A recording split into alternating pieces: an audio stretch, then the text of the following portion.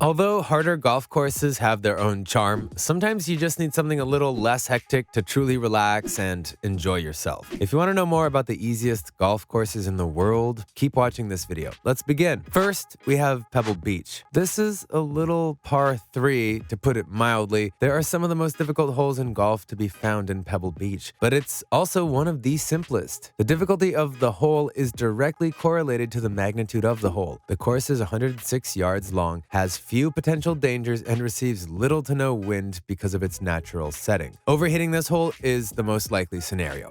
The 7th hole's visual history has evolved over time, however, the yardage has remained constant. Most people do a great job at it. The key is to keep your strength in check. Up next, Sedgefield. At Sedgefield, the 5th hole is just one of the course's most straightforward holes. There are a few holes easier to drill than this one. Statistics don't tell tales. There have been 24 eagles and 251 birdies on this par 5 in the last 5 years. It also boasts the lowest number of pars and bogeys on the course. Achieving an even par on this hole requires a return to the drawing board if you're failing. The fairway is bordered by dense vegetation on both sides, making it difficult to get a clear view. That's really the only factor that can go wrong at this point. Now we have PGA West. PGA West is a Jack Nicklaus designed private golf course. If you're looking for a tournament golf course that is both hard and gorgeous, look no further than here. The entire course is challengingly difficult. The 7th hole, on the other hand, is anything but. If you consider yourself to be even a passingly competent golfer, you'll want to shoot at least a par here. To put it mildly, it's a straightforward hole. The only hazard here is that it's a little steeper than usual. When you tee off and land your approach shot, keep this in mind. If you miss the green on your approach shot, you may be faced with a shot out of a bunker.